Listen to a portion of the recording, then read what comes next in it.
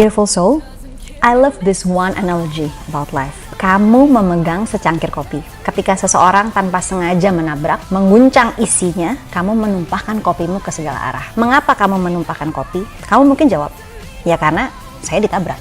Wrong answer. Kamu menumpahkan kopi karena kopi adalah isi daripada cangkirmu. Kalau misalnya isi cangkirmu itu teh atau susu, dan itu yang akan keluar. Whatever is inside the cup, that is what will spill out. Apapun isi cangkirmu, itu yang akan tumpah keluar. Jadi ketika kamu diguncangkan oleh hidup dengan hebat, yang mana itu juga pastinya dijamin akan terjadi to every one of us, itu apa yang di dalam kita, itu yang akan keluar. Love, joyfulness, gratitude, or gratefulness. Is it peace? Is it humility? Or is it anger? Is it rage? Is it bitterness? Is it negative reactions? Harsh words maybe? Kalau misalkan kita sebagai orang tua tidak bisa mengontrol anak kita atau membuat suatu situasi yang kondusif, maka anak itu juga akan lebih parah. I need to be strong, I need to make it work. Betul. Kan gitu kan? Apa yang bisa membuat saya bahagia, itu adalah dari pikiran saya sendiri.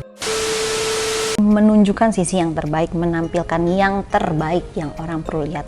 But when real life, when real hardship of life shake us, what is truly inside of us will come out to the surface. So the real question is, what is in my cup? Apa isi cangkir kita? When life gets tough, what will spill over? Apakah yang akan keluar itu adalah love, joyfulness, gratitude, or gratefulness? Is it peace? Is it humility? Or is it anger? Is it rage? Is it bitterness? Is it negative reactions? Harsh words maybe? Hidup menyediakan cangkirnya, but it is us who choose what's inside it. Adalah pilihan kita bagaimana kita bisa mengisinya. Back in 2012, 2010-2012, when my grandma passed away. As a family, we went through a lot of adjustment, karena boleh dibilang my grandma from my mom's side hold kayak bener-bener peranan yang sangat besar dalam keluarga kita. I was having hard time losing her, having to deal with grief, dan kayak pastinya losing sense of directions ya, karena dia juga kayak she's like my second mom, dan boleh dibilang financially she's the one who like strongly support us. But again, through that big adjustment dan turbulence in life, especially economic turbulence, setelah losing sense of directions dan kayak lagi grieving dan lagi stress, lagi a bit depressed, my mom give me one book sebagai oleh-oleh dari perjalanan dia after a conference trip. Ada satu buku yang benar-benar inspire me and like benar-benar kayak give me lots of insights about life. Bukunya judulnya Let's Pretend This Never Happened by Jenny Lawson. This book. So Jenny Lawson ini adalah seorang penulis dan juga blogger, dan buku ini yang a mostly true memoir. Ini sebenarnya adalah dia punya cerita tentang kehidupan, tentang masa kecilnya, tentang point of view yang menarik tentang dia melihat hidup keluarganya, kesusahan hidupnya, tapi dengan cara gaya tutur bahasanya yang menarik. Instead of kayak berkeluh kesah dan menjelaskan hidupnya dengan satir, dia membuat semua yang dia hadapin sebagai suatu entertainment, sebagai sesuatu yang lucu dan menarik. She's a real deal, a true comedian who turns hardship di-celebrate dan ditertawakan. When I said to my mom, seriously mom, another book, gue lagi depressed and like you give me both, but my mom said, you're gonna love this one. So Jenny Lawson's family is totally in the most possible way, but they're adorable, fun-loving people. Mereka punya cara unik untuk approach life dan juga punya gaya parenting juga yang sangat unik dan menarik. Anak-anaknya nggak pernah sadar bahwa they are coming from, boleh dibilang, less fortunate family or poor. Even when they are wearing potato sacks as their shoes, dia pakai karung goni potato sacks as a shoes ketika mereka anak-anak, kayak waktu mereka musim dingin untuk melindungi sepatunya. Tapi kayak cara orang tuanya menjelaskan adalah ya karena lo keren, lo beda, nggak kayak any other people out there yang mana mereka bisa beli dengan gampang. Kita make everything homemade because we're cool. We're making something yang limited editions, and the children believe that. So basically bukan masalah kesusahan hidupnya, tapi bagaimana menjalaninya dan bagaimana mereka bisa create a strong mindset when we're looking about life. Mereka orang-orang yang hebat karena mereka bukan cuma karena apa yang mereka bisa achieve, tapi karena kapasitasnya mereka untuk menertawakan hidup, walaupun keadaannya berat dan tidak selalu menyenangkan. Her father run a full-time taxidermy business. Taxidermy itu kayak pengawetan binatang. Dan because they were growing up poor, they cannot afford stuffed animal. Mereka nggak bisa, biasanya kan kalau misalnya anak kecil tuh dikasih boneka gitu ya, stuffed animals yang lucu-lucu gitu ya. Mereka dapetin boneka rakun, tapi yang a real raccoon, like a real life raccoon yang udah meninggal tapi itu diawetkan. Nah, itu yang dikasih. Jadi mereka dapat itu karena papanya a full time taxidermist. Dapatnya dari mana? Adalah raccoon yang mati di jalan karena ketabrak. Jadi papanya yang kayak suit backed up, dan itu mainannya mereka waktu masih kecil. And they didn't know that it was creepy karena caranya bapaknya meyakinkan that it was cool, it was different. So another highlight from this book adalah ketika Jenny dikasih tahu papanya, Jenny dan few of her brother, kita ada rencana mau nonton movie nih, mau nonton film. Terus mereka disuruh browsing, kira-kira kita mau nonton film apa. So they did all the research, mereka udah benar-benar nunjukin excitementnya. Mereka menjelaskan kenapa mereka perlu choose this movie. Habis itu kenapa movie ini harus ditonton, kenapa ini menarik, kenapa nggak other movie. Habis itu setelah mereka sibuk berdiskusi dan berdebat kenapa, udah excited banget. Dengan gampangnya papanya menjawab, "Great job for the research girls. So now since you guys come with the conclusions, tell me, where do we gonna get the money to watch the movie?" And I was like, bapaknya sih gila banget sih, isengnya tuh kayak, gitu, udah tahu hidup lagi tidak kondusif, terus dia bercandanya begitu kan, kayak ngedrop banget kan, anaknya makin ngedrop juga gitu. Tapi kayak waktu aku baca itu kayak aku sambil ketawa itu sambil mau nangis nih, kok ada ya kayak begini gitu. My mom pointed out her point of view. For at least 30 minutes, waktu mereka bargaining, waktu mereka mencari movie-nya, waktu mereka excited untuk kayak ada something yang di look forward, they're happy for 30 minutes. Bapaknya burst the bubble kan dengan kayak nanya, emang lo punya duit buat nonton, terus bayarnya gimana? Habis itu kan drop lagi tuh. Tapi sebenarnya he may seem cruel to give these children a practical joke. He was actually preparing their children untuk siap secara mental untuk menghadapi plot twist in life, because sometimes life will give us that. So Jenny Lawson, this writer of this book, grew up to be someone with a good sense of humor dan making good money from her book dan her blog karena all of the crazy experience that she had growing up dengan orang tua yang luar biasa tadi. Ketika a family friend facing hardship, my mom kayak minjemin this book to them, so that hoping mereka juga bisa punya alasan untuk ketawa dan dapat kekuatan dari buku ini dan memiliki pandangan yang berbeda tentang hidup dan menjalaninya. In this special episode, I'm here today with a real life hero who managed to raise 3 amazing, emotionally healthy children, yang mana mereka, karena luar biasanya real life hero kita, narasumber kita hari ini, mereka memiliki kapasitas untuk punya kepercayaan diri yang luar biasa, punya kapasitas untuk menertawakan hidup, memiliki semangat hidup yang luar biasa, terlepas dari mana how life treated them.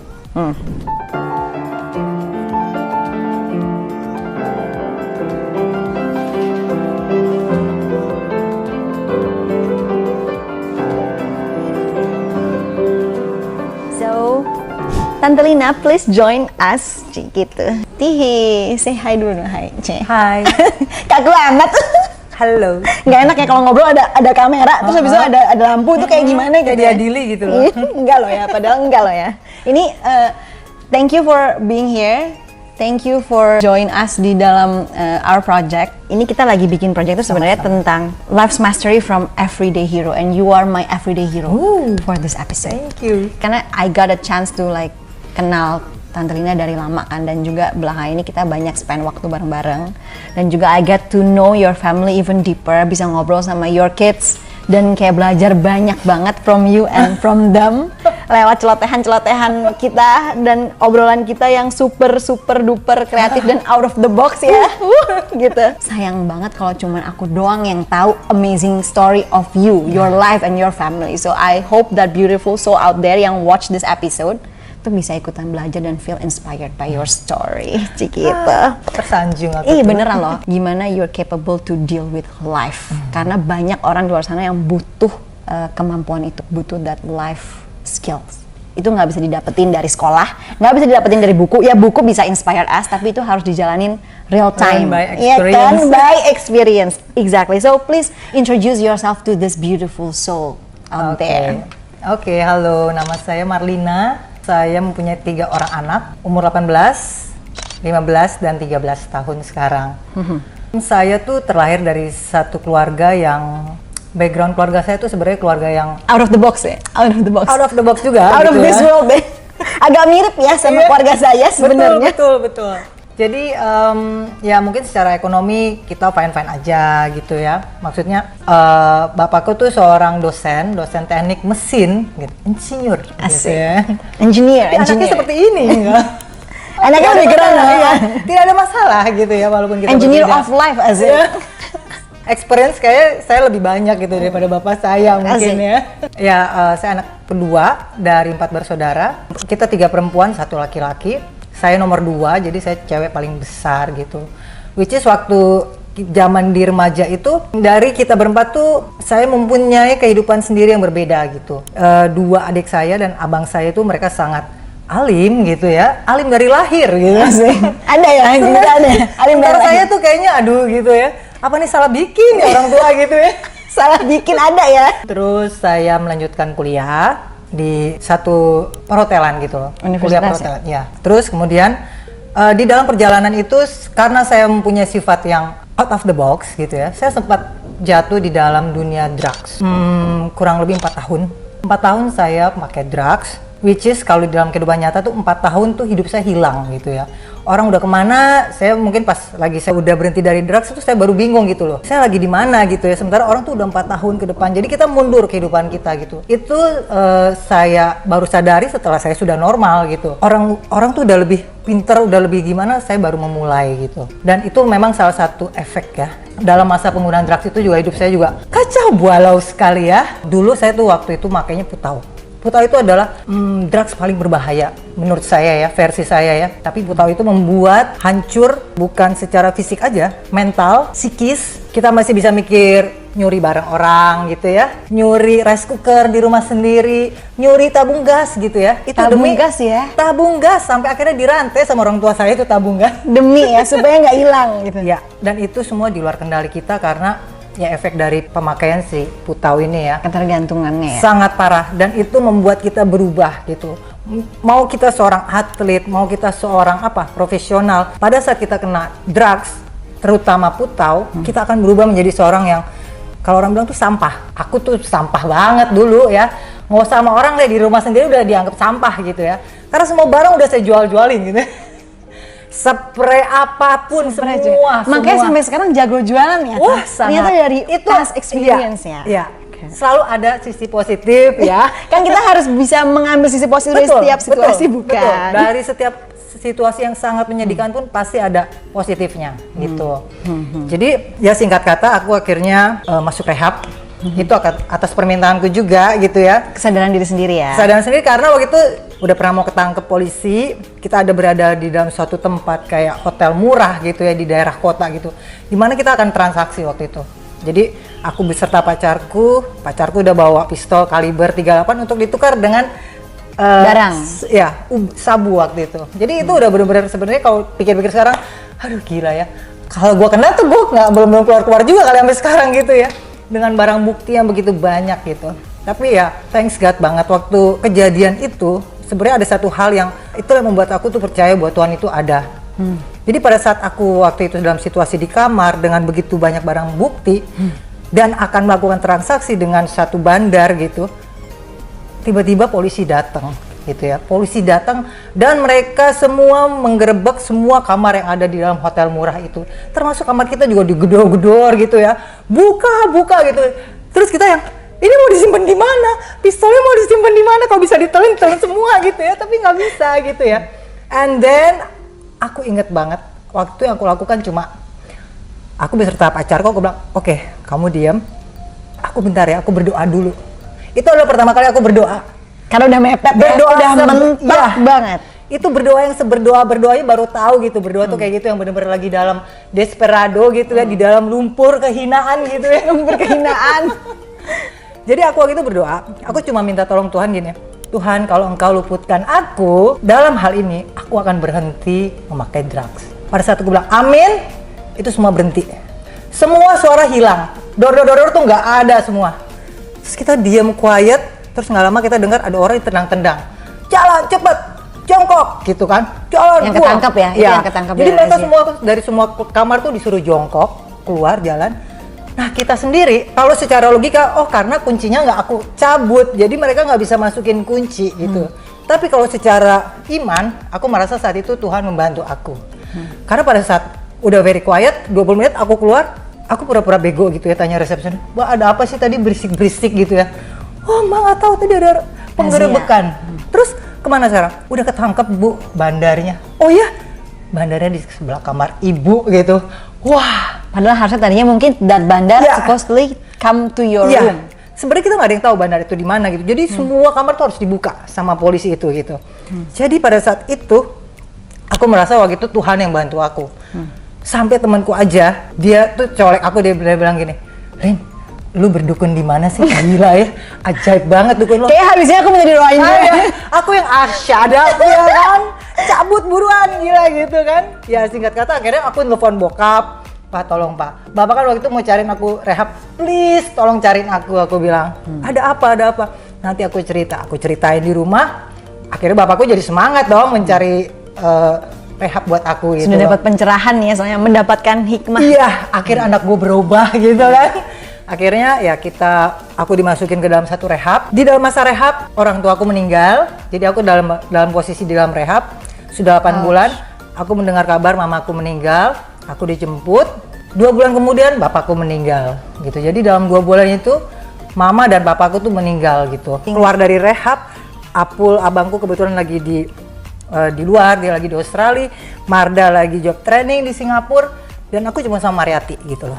Jadi pada saat aku kehilangan dua orang itu, how do you cope up? Maaf aku potong. How do you cope up? Karena kan kayak baru lagi mau mulai get back up ya kan.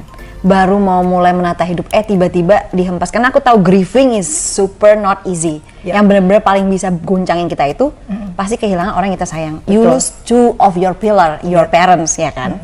Dan kayak biasanya kan tendensinya kalau misalnya kita kehempas gitu, kita pasti pengen nyari pelampiasan bukan? Betul. So how do you cope up sampai benar-benar stand strong gitu? Aku ingat bapakku tuh dia seorang dosen ya. Mana ada sih dosen di seluruh dunia yang memberi racun gitu ya sama anaknya. Tapi waktu itu dia melihat aku tuh udah begitu kesakitan gitu ya. Aku udah begitu sakau, udah guling-guling di ini, perut udah muntah-muntah gitu, sampai akhirnya dia ngambil keputusan, oke saya akan beliin kamu Inang. Dia bilang, saya akan beliin kamu makainya di rumah, saya akan riset kamu. Jadi dia memperhatikan terus gitu loh. Jadi asal saya nggak boleh keluar gitu ya. Dan ada perjanjian, dan ada perjanjian aku akan masuk rehab. Ketika dia mendapatkan rehab yang sesuai keinginan aku gitu. Jadi dia beri waktu. Jadi proses itu tuh aku benar-benar temenin bapakku ya. Jadi kebayang ya, aku lagi sakau, dia panggilin tukang bajai, bang antar anak ini bang ya ke tempat yang dia mau. Abang tungguin, bawa lagi ke sini anaknya, bayarnya di sini. Udah seperti itu gitu. Jadi pada saat aku nyampe tuh barang, bapakku udah duduk. Oke Nang, sekarang saya mau lihat kamu make. Kebayang nggak sih orang tua ngeliat anaknya pakai drugs gitu ya di depan dia. Aku tuh sekarang baru sadar gitu sebagai orang tua, gila ya, itu gila bokap gue tuh gila, gue belum tentu bisa gitu kayak dia. Dia tuh sampai aku ingat banget aku megang korek, udah gemeteran saking udah sakau udah gini. Akhirnya aku udah nggak peduli gitu, aku pakai cedes, udah begini aja. Habis itu baru bapak begini. Gimana rasanya Inang? Ya, Inang tuh panggilan sayang. Gimana rasanya Inang? Badanmu udah lebih enak? Udah enak Pak, enak banget gitu. Udah bisa makan? Bisa Pak. Bisa mandi? Bisa. Udah sekarang mandi kamu makan. Seperti itulah treatment bapakku gitu ya waktu itu. Dan itu sangat membekas gitu loh. Dia nggak pernah berubah dan bisa kebayang ya, dia tuh seorang Batak gitu. Kita orang Batak yang bener-bener totok gitu ya. Yang which is orang Batak tuh laki-laki tuh sangat jarang mempunyai hubungan secara emosional dengan anak-anaknya. Kayak biasanya ada batasan ya? Ada batas, sehingga kita tuh kaku kan ya biasanya. Kaku. Dipanggil Inang tuh sangat jarang gitu lah, halo Inang gitu. Tapi saat itu aku merasa bahwa bapakku tuh benar-benar mengasihi aku gitu ya. Dia kan nggak tahu aku tuh bisa sembuh atau enggak, padahal aku nggak ada niat ke situ gitu. Tapi keyakinan bapakku tuh untuk aku sembuh tuh kuatnya minta ampun gitu. Dan aku juga baru menyadari sekarang gitu, pada saat udah sembuh ini, udah normal, wow gila ya, gila.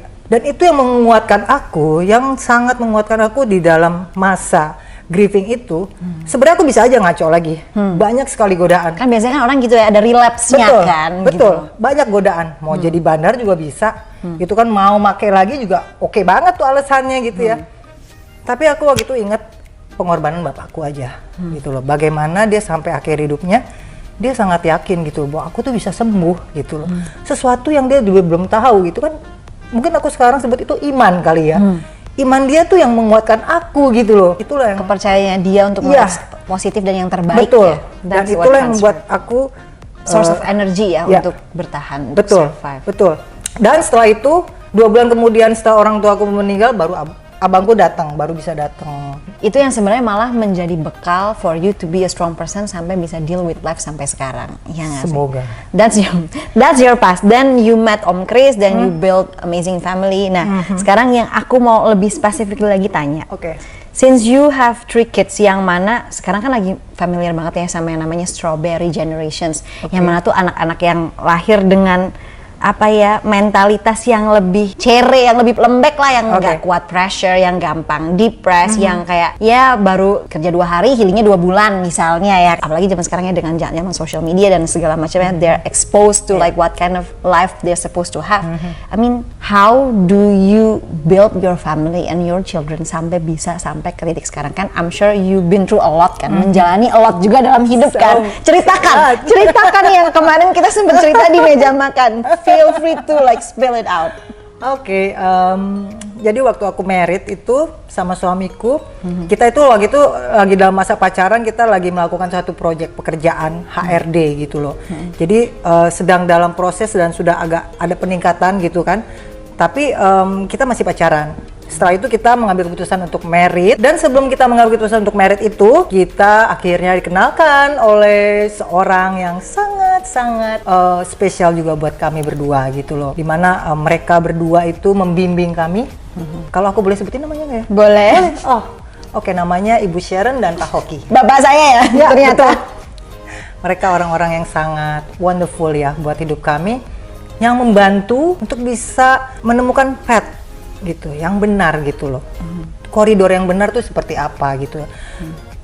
Mereka nggak peduli background kita tuh seperti apa ya kan. Pacaranku juga bukan pacaran yang sehat gitu kan. Tapi dengan pengajaran mereka tuh, mereka membukakan pikiranku untuk seperti ini ya. Tanpa ada judging, tanpa ada judgment gitu ya. Mengambil sikap itu bukan pada saat kita senang aja gitu loh. Karena pada saat susah pun sikap kita tuh harus seperti apa. Justru gitu yang kan. challenge-nya adalah ketika when life is hard, betul. when life is easy semuanya mungkin semua lebih gampang. Baik, ya kan, semua terorganize gitu. Tapi pada saat hidup kita hancur, sikap kita tuh seperti apa gitu. Nah, banyak hal-hal yang diajarkan ya secara alkitabiah gitu yang pastinya. Tapi bisa diaplikasikan gitu dalam kehidupan, dan aku bisa memahami gitu loh bahwa di situ aku diajarkan bahwa aku tuh orang yang spesial ternyata di mata Tuhan gitu kan. Padahal aku merasa aku tuh so dirty gitu ya. Tapi dengan apa yang dibukakan melalui kitab, aku tuh mengerti bahwa aku tuh orang yang spesial ya gitu. Tuhan tuh sayang sama aku ya, makanya aku bisa berhenti dari narkoba ya. Itu bukan karena kekuatanku. You're that special karena itu dibiarkan menjalani kehidupan yang mungkin di luar rata-rata normal people ya. Karena mungkin dinilai you juga kuat gitu. Makanya bisa raising that amazing family of yours meskipun keadaannya nggak gampang. Betul. Hari ini kan benar-benar especially we would love to know how our everyday heroes of today's episode tuh terbuat ya kan, lewat tadi perjalanan panjang yang udah diceritain. Nah, now specifically untuk membahas how you raise 3 amazing children of yours yang mana tangguh, percaya diri, dan juga kreatif terlepas daripada kehidupan yang mungkin ups and downs yang mereka jalani. Nah, boleh dong di-spill ke kita dikit. Oke, sebelumnya aku mau cerita dulu background perkawinanku yang tadi kan udah selesai married tuh ya dengan suamiku. Nah, kita punya pekerjaan yang cukup bagus gitu, yang cukup membuat kita sukses dalam usia muda waktu itu, punya beberapa properti gitu ya, mobil atau apa, tanah, ruko gitu, dimana ambisi suamiku itu sangat tinggi gitu, ambisi dan kepedeannya over pede menurut aku gitu. Dia merasa dia bisa mendapatkan semuanya gitu dengan kerja kerasnya dia. Sampai satu masa kita mempunyai satu masalah, di mana masalah itu menjadi masalah yang membawa kita ke dalam titik minus dalam kehidupan kita. Perekonomian kita tuh berubah gitu ya. Dari yang tadi anak kita sekolahnya di international school gitu ya, Hidupnya benar-benar sangat privilege lah ya. Iya, privilege banget ya. Dimana itu adalah cita-cita suamiku adalah menyekolahkan anaknya tuh di tempat yang terbaik gitu ya. Itu cita-cita dia gitu. Jadi dia sudah menyekolahkan kita dari TK, Niko tuh dari toddler udah di international school juga gitu loh. Dan pada saat kita terkena masalah itu datangnya bertubi-tubi. Semua itu hilang dalam hitungan 1 tahun mungkin ya. rumah apa semua. Sampai anak kita akhirnya dia harus berlabuh di sekolah negeri. Yang mana nggak semua sekolah negeri itu buruk ya guys. Ini cuma lagi ngomongin perbedaannya aja gitu. Langsung shift scenery maksudnya gitu kan ya. Dari international school, pergaulan yang berbeda tiba-tiba langsung scenery yang berbeda. Bahasa ya sebelumnya berbahasa Inggris tiba-tiba harus menyesuaikan, intinya gitu ya. Jadi itu yang sangat sebenarnya membuat depresi anak tuh mungkin saat itu sebenarnya itu tanpa kita sadari gitu. Kevin waktu itu agak stres gitu loh. Dia stres karena teman-temannya berubah, tempat tinggalnya berubah karena kita harus menjual semua properti ya. Rumah semua harus dijual gitu karena kita masalahnya mainnya ke bank gitu ya. Di saat itulah aku merasa waktu itu bahwa kalau aku ikut jatuh di dalam suatu keterpurukan saat itu, maka anak-anakku siapa yang mau menolong? Akhirnya aku merasa bahwa kalau misalkan kita sebagai orang tua tidak bisa mengontrol anak kita atau membuat suatu situasi yang kondusif, maka anak itu juga akan lebih parah dari kita. Ikutan drop ya. Lebih drop. Waktu itu akhirnya aku memutuskan bagaimana caranya supaya anak-anak ini bisa tetap nyaman di dalam kondisinya yang nggak mudah. Satu adalah kita harus menurunkan standar hidup. Ya. Gitu, standar itu harus diturunin gitu loh. Dari sekolah ya, dari internasional ke negeri, oke, fine. Mungkin ada baiknya adalah mereka bisa ketemu lebih banyak teman, ya kan, dengan berbagai macam sifat gitu. Mensyukuri apa yang kita punya gitu loh. Terlepas itu yang paling daripada penting. Keterbatasan yang kita punya ya. Betul. Jadi menurunkan standar itu nggak gampang, nggak gampang sama sekali. Kita yang dia biasa, mungkin orang biasa bermerek, branded. Tapi pada saat mengikuti prosesnya, aku bisa menemukan sampai titik itu bahwa it's okay, aku pakai yang nggak bermerek, yang penting itu tetap original. Yes. Itu made in Indonesia, it's okay, yang penting original. Karena banyak sekali orang yang gagal tuh di situ, sehingga itulah yang membuat mereka depresi. Bahwa hidup gitu tidak adil. Belum bisa napak ya, jadinya menyalahkan keadaan, jadi berkeluh kesah, jadi kayak why it's not fair, kenapa begini, kenapa begitu, instead of kayak ya ini yang gue dihadapin. I need to be strong, I need to make it work. Kan gitu kan. Apa yang bisa membuat saya bahagia itu adalah dari pikiran saya sendiri. Gitu. Akhirnya tanpa kita sadari, kebetulan suamiku juga orangnya cukup kooperatif, maksudnya dengan situasi ya. Kita tidak mau membuat anak-anak ini merasa mereka lebih di bawah dengan teman-teman yang lain gitu ya. Gimana caranya gitu ya? Ya kita yang harus proaktif gitu loh. Kita harus mengajarkan mereka bahwa kita bukan miskin, bukan gitu kan. Banyak loh orang yang kaya, tapi mereka miskin secara mental gitu. How you build your kids perspective bahwa no, we're not poor. Yes, we might be limited, but we're special. Kita akan menjalani dengan persepsi atau konsep cara pandang hidup yang berbeda. Nah, gimana sampai bisa ketemu itu gitu. Dan kisah-kisah lucu yang terjadi during the process. Oke, satu hal yang aku selalu ajarkan sama anak-anak adalah, ini mungkin agak melenceng tapi ini sangat membantu. Kita harus mempunyai belas kasih di dalam situasi apapun hidup kita gitu loh. Dan artinya gini, pada saat aku memberi contoh, aku jalan sama anak-anakku ya. Kita beli es di pinggir jalan. Ada tukang beca lagi duduk bawa bapak. Dia yang ngeliat kita. Aku bilang sama anakku, "Dek, kasih nih satu buat si bapak."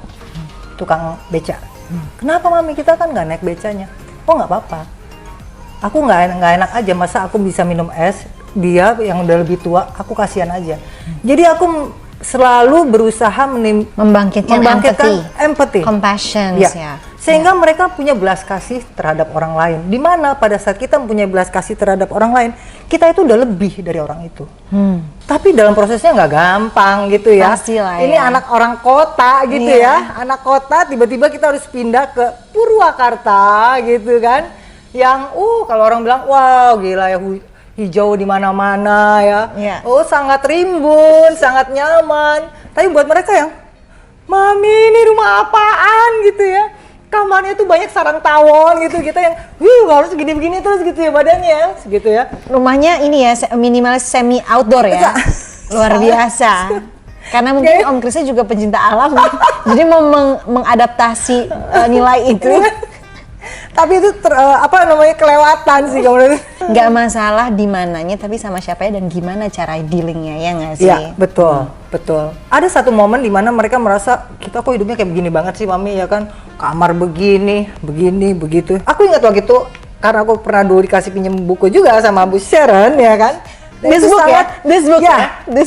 This book. Ini sangat helpful banget, sangat. Itu membantu aku lebih jadi kreatif. Jadi ternyata kita juga harus kreatif sebagai orang tua. Gitu. Kreatifnya merubah hati anak itu untuk lebih tenang, gitu kan. Kreatif dalam mentransfer cara kita melihat hidup ya. Ya, betul. Penderitaan itu tidak ada yang abadi. Itu benar banget ya. Hari ini kita bisa susah, besok kita bisa senang. Tapi mental itu yang mesti kita jaga gitu. Ya. So Tante, sekarang ceritain dong tentang kepindahan dan juga boleh dibilang ini segmen Purwakarta, kan kalian kan dari yang kota banget to suburban areas ya, yang agak di samping kota. Ceritakan dong gimana adventure-nya kalian dan gimana kalian kayak menghadapi that massive changes dan gimana sampai anak-anak tuh bisa sekuat sekarang dan bisa punya capacity untuk melihat hidup itu dengan cara yang berbeda, bisa menertawakan limitasi mereka tapi tetap pede, tetap confident dan tetap berjuang gitu. Ya sejujurnya pindah ke Purwakarta itu bukan hal yang mudah banget ya. Karena kita orang Jakarta gitu, dari lahir udah di kota, nggak pernah kepikir gitu bahwa kita akan pindah ke satu tempat yang di luar Jakarta gitu. Dan itu sebenarnya tanah pabrik kalian ya, yang akhirnya kalian jadiin rumah ya. Betul, itu kebetulan properti kita yang terakhir. Yang terakhir dan yang pertama sebelum nambah lagi abis ini. Amin. Amin. Jadi itu dulu bekas pabrik peleburan aluminium dan kita udah nggak punya tempat tinggal. Akhirnya kita memutuskan untuk pindah ke Purwakarta. Yang mana itu sebenarnya karena disebut pabrik berarti bukan rumah gitu ya. Dia hanya terdiri dari 2 kamar, sisanya ya outdoor dengan ada satu semacam, kalau orang bilang tuh mungkin workshop kali ya, gitu loh. Jadi lokasinya berbeda. Ya. Singkat kata kita tinggal di situ, pindah ke situ dengan sesuatu yang baru, sekolah yang baru, yang ternyata juga bahasanya harus menggunakan bahasa Sunda gitu kan. Bahasa Sunda ya, bukan bahasa Indonesia ya. Sehari-hari gitu kan. Kita kayak masuk ke planet baru gitu. Dan nggak gampang banget karena dari kita pindah dari rumah menjadi sesuatu yang semi rumah gitu. Perlu banyak perjuangan banget sih untuk meyakinkan anak-anak ini agar mereka bisa nyaman gitu loh. Banyak kejadian-kejadian yang mungkin sebenarnya kalau orang di Jakarta tuh dengarnya tuh wow gitu ya. Tapi karena kita mengalami tiap hari itu jadi biasa gitu. Misalkan contoh, karena itu tempatnya cukup luas, seperti hutan. Jadi kita tuh, rumah kita tuh kayak hutan di dalam pagar gitu ya. Pohon begitu banyak, ada pohon durian, banyak banget tuh. Rambutan, kelapa, semuanya ada gitu. Dan otomatis binatang-binatang liar juga banyak. Yang paling banyak itu adalah, yang paling sering kita lihat ada ular gitu ya. Saya suka itu. Dan anak-anak tuh dulu takutnya minta ampun. Ya wajar namanya lah. Anak kota ya. Anak kota ya, gitu kan. Nggak mau jorok, nggak mau binatang, tiba-tiba harus langsung into the jungle gitu. Sangat. Belum lagi mereka ngeliat tawon gitu kan. Dulu kita ngeliatnya tawon disengat mati gitu ya. Ini bisa akhirnya gitu setelah berkali-kali, Mami aku kesengat nih ya. Udah kan? Biasa aja gitu ya kan. Kalau bungkuk banget gitu. Ya waktu itu kita memang mengajarkan mereka juga gitu loh, untuk nggak terlalu banyak worry lagi gitu, karena worry pun you cannot do anything di sini, nggak menambah di hutan baik ini gitu kan, lu nggak bisa berbuat apa-apa gitu kan. Prioritas mungkin itu hal yang paling utama yang kita ajaran. Misalkan prioritasnya apa nih, mau tidur biar nggak ada nyamuk gimana gitu kan, nggak mungkin lah kita ketepok-tepokin. Kita untuk beli baiknya juga nggak sanggup gitu loh. Akhirnya apa ya, kita beli baik itu tuh obat nyamuk tuh yang muter ya, yang kita juga bisa mabok gitu. Bukan cuma binatangnya doang ya yang tepar, yang nyium juga agak. Jadi jangan-jangan kita tidur bukan gara-gara nyamuknya mati kena itu, kita mungkin pingsan. Intoxicated by that ya. Waduh. Tapi that's life gitu ya. Kan prioritasnya biar bisa tidur. Gitu, lu nggak bisa mau semuanya saat ini gitu loh. Kita tidak dalam posisi kita bisa mau semuanya. Mana yang paling utama dulu? Mau tidur, oke. Pendidikan, ya udah. Pendidikan adalah nomor 1 nih, oke. Berarti kita cari sekolah yang lebih dekat. Apa segala. Tapi ya, apakah itu menjadi satu solusi? Memang Akan ada negatifnya, iya. Orang yang dekat-dekat biasanya sekolah negeri, otomatis bahasa Sunda semua. Iya. Ya kan? Dari penjaga sekolah, guru, murid, semuanya bahasa Sunda, gitu kan. Terus anakku ngeluh dong, Mami, kita nggak bisa sekolah di situ. Bahasa Sunda aku nggak ngerti. Ya tapi ini satu-satunya jalan. Kalau nggak kamu nggak bisa sekolah. Masalahnya prioritasnya ada sekolah. Ya. Kamulah yang harus Adjust. Kamu yang harus bisa beradaptasi. Sampai akhirnya aku bisa ngedenger Kevin berantem pakai bahasa Sunda. Luar biasa kemajuan ya, nggak cuma mengerti dan mendengarkan, bisa udah gelut pakai bahasa Sunda, luar biasa. Ngakak gitu kan. Denger Clay tuh, Mam, aku mau turu, ya kan? Aku turu dulu ya, Mam, gitu. Padahal dulu, aduh Mami, aku nggak ngerti bahasa. Saat ini anak-anakku sekolah 13 kilo dari rumah. Jauh, tiap pagi. Karena mereka masuknya jam 6 pagi. Oh, Sudah kebayang kan bangunnya jam berapa? Jam 6 ya. Jam 6. Luar biasa. Dan mereka biasanya diantar naik motor gitu kan, karena lebih cepat. Kita pernah coba mereka naik angkot, yang terjadi adalah mereka ketiduran karena jauh banget. Jam 5 pagi dan gitu. lewat ya, lewat stopnya. Gitu, akhirnya ya kita pikir ya udahlah. Itu pun mereka harus berkorban berarti kan. Di dalam cuaca yang dingin mereka harus kena di naik motor kan, harus kena dingin gitu kan. Dimana orang masih tidur, mereka udah jam 4 mereka udah bangun gitu kan, prepare jam 5 jalan gitu. Itu adalah hal-hal yang mungkin buat orang Jakarta, gila lu jam 6 udah sekolah. Ya tapi itulah kehidupan yang mereka harus jalani gitu, dan mereka harus adjust tadi, beradaptasi gitu. Karena yang kita kejar adalah pendidikan, itu tadi prioritasnya itu. Berarti semua hal yang menyenangkan ya harus kita korbanin dulu dong demi ini gitu kan. Jadi anak-anak itu memang belajar. Aku lihat mereka banyak belajar banget dari prioritas. Apa yang mereka mau, apa yang penting dulu nih, gitu kan. Dan mereka juga belajar untuk praktikal ya. Udah nggak usah sibuk sama nggak bisanya, tapi udah jalanin yang ada, gimana caranya make it work. Betul. Itu survival 101 juga tuh. Betul. Mereka kan butuh kayak handphone atau apa gitu ya. Jangan salah, di daerah itu anak-anak itu lebih gadget banget lebih ya. gadget banget gitu loh. Dibanding kita gitu ya. Dan anak-anak itu namanya anak kecil ya, anak-anak umuran SMP itu mereka banyak tergoda lah ya. Keinginan mereka banyak, Mami, aku handphonenya mau yang kayak gini gitu kan. Pastilah ya, ada pengen. Iya, dan itu aku sering bikin mereka membuat mereka tidak bertanya lagi gitu loh. Gimana tuh? Ceritain dong. Jadi gini, kayak Nicole itu kan, menghadapinya gimana? Mami, temanku punya handphone Xiaomi ya, oke lah, Xiaomi terbaru, Mami. Aku mau punya dong, Mami, ya kan. Please dong, handphone aku ini jadul. Terus aku bilang, oke. Coba cek harganya berapa gitu kan. Dipraktekin ya, dipraktekin. Shopee mana gitu kan. Ada nih, Mami, murah 3,5 juta. Hah? Murah banget 3,5 juta? Nggak ada yang lebih mahal? Yang lebih mahal? Ada, ya coba yang lebih mahal. Mami paling nggak bisa dengar yang lebih murah kayak gitu. Alergi. Tolong. Terus mereka akhirnya baru menyadari gitu kan, mak gue gila nih. Terus mereka yang, Mami yang gimana sih beneran? Iya, catat apa aja yang perlu. Dede, Clay mau apa lagi? Catat. Habis catat, mari kita doakan ya. Udah dicatat, habis itu ya udah catat dulu ya kan. Jadi Mami tahu maunya apa, harganya berapa. Pasti jadi Mami beli. Ya nggak tahu juga ya kan. Yang penting kita tahu dulu. Semoga ya. Dan itu membuat mereka tidak akan bertanya hal seperti itu lagi seumur hidup mereka. Mereka gitu tahu kan. kayak where they stand, tapi kayak they need to know that untuk kita bisa dapat apa yang kita mau, kita harus work hard, kita harus pray juga ya. Betul. Kan. Dan mereka harus bisa mengerti itu bukan prioritas. Prioritasnya adalah punya handphone aja, bisa chat, bisa mengerjakan tugas. Ya. Yang mereka sebutin tadi bisa ini itu Privilege itu ya. namanya. Dan mereka belum bisa sampai ke taraf itu. Itu yang aku tekanin ke mereka. Maunya jangan terlalu banyak dulu. Udah begini aja udah syukur. Kamu bisa naik satu step aja udah syukur gitu. Kamu nikmatin aja gitu kan. Dengan handphone kamu bisa berbuat apa aja. Bisa bikin apa-apa gitu kan. Tapi kalau misalkan, tapi ini udah jadul, it's okay, nggak apa-apa gitu kan. Yang penting poinnya lagi, fungsinya aja dulu. Autentik itu nggak harus mahal, ya kan. Yang penting lu tetap original, ya lu pakai barang-barang yang sesuai dengan kemampuan kita berdasarkan fungsionalitasnya. Betul, dimana berarti nggak perlu bermerek, tapi kita tahu itu original, kita tahu ini tahan, kuat, ya hal-hal seperti itulah gitu. Nah itu juga aku terapin ke anak-anak. Jadi aku ajarin mereka nggak usah terlalu punya banyak barang gitu kan. mau yang penting baju apa, baju sekolah, baju kerja, baju gereja, ya kan, baju main ya udah gitu.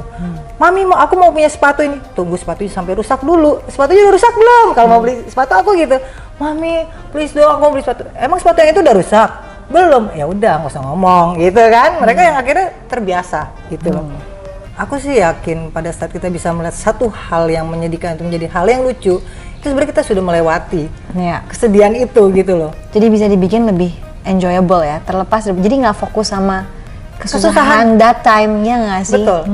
Jadi pada saat kita udah bisa membawa itu jadi lucu-lucuan, ya kita sebenarnya sudah melewati itu loh. Itu, dan mereka tuh banyak. Akhirnya udah bisa memiliki ability untuk menertawakan ya. Betul. Dari apa yang ada dan Dari juga apa yang ada. dibanyolin aja, ya udah di-enjoy aja. Betul. Dan tanpa mereka sadari mungkin itu juga membantu mental mereka untuk lebih kuat ya gitu. Nggak melulu mengasihani diri lagi gitu kan, nggak menjadi playing victim gitu kan, why me, mami gitu kan. Kenapa begini dan begitu ya. Tapi mereka lebih ada sesuatu tuh pasti ya jadi lucu-lucuan, banyol-banyolan dan itu akhirnya jadi habit. Nah, mungkin ada satu hal juga sih yang membuat ini bisa terjadi, kebersamaan kita sih, gitulah. Maksudnya di dalam satu momen kita terpuruk ini, mungkin yang paling penting tuh yang aku rasakan kebersamaan sih yang paling penting ya, gitu. Karena kebersamaan itu bisa menguatkan, bisa saling strengthen each other ya, saling encourage each other. Jadi Kita unity ya, yuk bareng-bareng, yuk bisa yuk gitu ya. Jangan kita akhirnya jatuh masing-masing. Kalau kita ada salah satu aja yang jatuh dalam hal yang lain, itu kan udah ngambil energi banget gitu untuk berpikir. Padahal kita sendiri masih suffer gitu kan. Mungkin itu sih ya, kebersamaan itu yang paling penting sih. Ya, ada satu lagi kejadian lucu yang sempat diceritain sama Nicole atau Clay ya, aku lupa. Yang tentang gara-gara kita lagi dinner ya waktu itu kan, lagi dinner bareng-bareng, habis itu biasa ya, my dad kan agak-agak manja tuh ya. Padahal dulunya juga bolang ya kan, tinggalnya juga di Ubud di Bali yang ya kehidupan seniman dulu gimana sih gitu kan. Habis itu kadang-kadang nyamuk kan ya, ribet sendiri, minta apa minyak kayu putih lah, minta apa, minta raket nyamuk gitu. Terus si Nico ada ngomong gini, aduh om, di sini mah nyamuknya nggak ada apa-apanya dibanding di tempat aku gitu. Di tempat aku itu nyamuk itu termasuk hewan buas karena bisa menembus baju dan nusuk banget ya, nyamuknya segede-gede. Nusuk, nembus jaket itu. Apa nyamuknya katanya segede-gede nyamuk kebon, yang mana kalau misalnya tidur kadang kita sampai harus pakai sleeping bag. Tapi menceritakannya itu tuh berbeda dengan kayak penuh kebanggaan, dan menurut aku tuh keren gitu, survival 101-nya. Ini tuh nggak ada apa-apanya, bisa melihat punya satu ability untuk ngeliat ini nggak ada apa-apanya, mau ada susah ini nggak ada apa-apanya, we've been through worse and we survive. Itu adalah suatu skill yang menurut aku tuh luar biasa, kudu mesti wajib diapresiasi karena tidak semua orang memilikinya, and your family been through a lot and you guys have that, yang mana itu juga kayak hopefully through this episode itu juga bisa memberikan kekuatan buat yang lihat bahwa apapun kondisinya saat ini, apapun situasinya, yang paling penting itu bukannya limitationnya, tapi gimana kita deal with that gitu. Apa yang keluar dari reaksi kita, dari pola pikir kita, dari perkataan kita ketika kita lagi ngalaminnya, itu yang bikin perbedaan, ya nggak sih? Betul, reaksi kita terhadap. Betul. Take away message from this episode adalah guys, kayak we should be our own everyday hero. Entah itu hero buat diri kita sendiri or our family. Terus positif itu bisa dapetin sukacita ya, kayak ngeliatnya setiap kali ada limitation, this is another adventure to conquer, yang akhirnya membuat mereka juga semangat untuk cope up. Waktu kita bisa benar-benar sink into the moment and enjoy every bit of our life, di situ kita ngerasa kita punya life yang fulfilling, life yang enjoyable, life yang bisa punya sukacita dimanapun kita berada, di situasi apapun kita berada saat ini. That is a skill that we need to master pastinya everyday. So thank you for sharing, Tante. Dan kayak itu juga make me feel like I'm blessed beyond word. Not only that I have amazing God dan amazing family, but I have amazing people yang juga bisa ngingetin aku bahwa life is wonderful. Like you and your family is wonderful. Thank you. Dan just like Joe Bennington said, today let's work towards filling our cups with gratitude, with forgiveness, with joy, with words of affirmations, with kindness, with gentleness, and love for others. So let's see life from different perspective, from different angle, and enjoy life, to live life to the fullest. See you on the next one.